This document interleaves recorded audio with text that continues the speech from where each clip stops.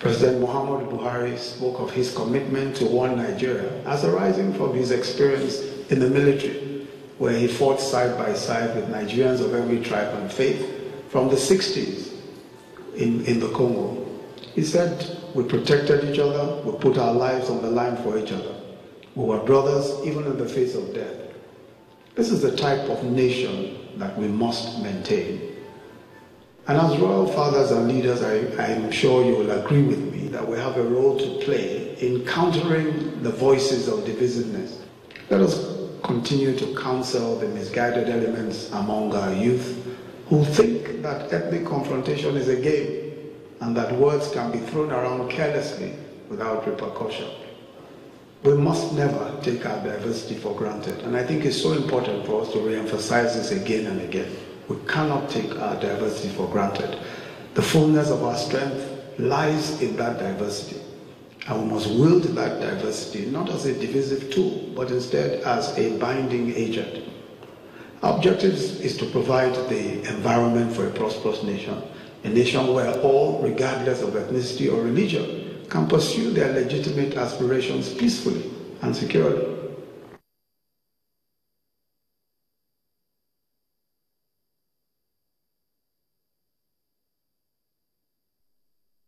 Well, joining us to talk about the recent agitations and quick notices and what have you going on around the country is Mr. Aremu, should I say Comrade Aremu, who is a Labour leader, currently NEC member of the Nigeria Labour Congress and also a member of the National Institute, Kuru in Jos. He also attended the 2014 National Conference. You're welcome to Sunrise Daily. Thank you very much, Mope. Ramadan Kareem. Ramadan Kareem to you. Now, looking at all that has been happening in the country, I'm sure that as a member of the 2014 National Conference, you must be, well, not every Nigerian will be disturbed, but even more so because you saw some of these issues come up at the National Conference, and you felt that there must have been ways to resolve these agitations that we're currently seeing. Yeah, I mean, Mope, I think every, compatriot, every Nigerian must be quite alarmed. That we're more or less from nowhere, we're being made to be back to ground zero. I mean, as I said, I was a proud member, Labour delegate of the 2014 National Conference. I know the hysteria that welcomed that conference.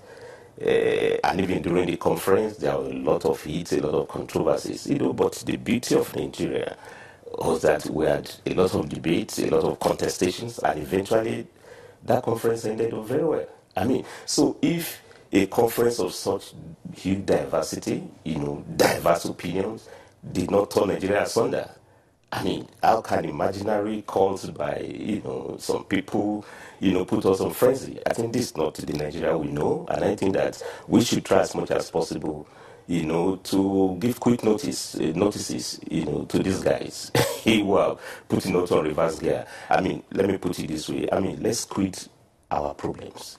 And we have a lot of development problems. Let's get out of poverty. Let's have uninterrupted power supply. But we can't quit ourselves. We can't. And I'm a bit shocked that stories like this should be coming from Nigeria. I mean, we are just victims of xenophobia in South Africa, in which indiscriminately our citizens were being attacked by some, misguided South African youths. I mean, the whole world came in our support, that this can't be the Africa that we all built, South Africa we all built. And then we came back home to be talking of reverse xenophobia. 2017 Nigeria, I mean, it's completely unacceptable. So what I want to say is that I don't think we should leave this to the VP or acting president, moving up and down. All compatriots must wake up. I mean, our national anthem says, arise, O compatriots. In Nigeria called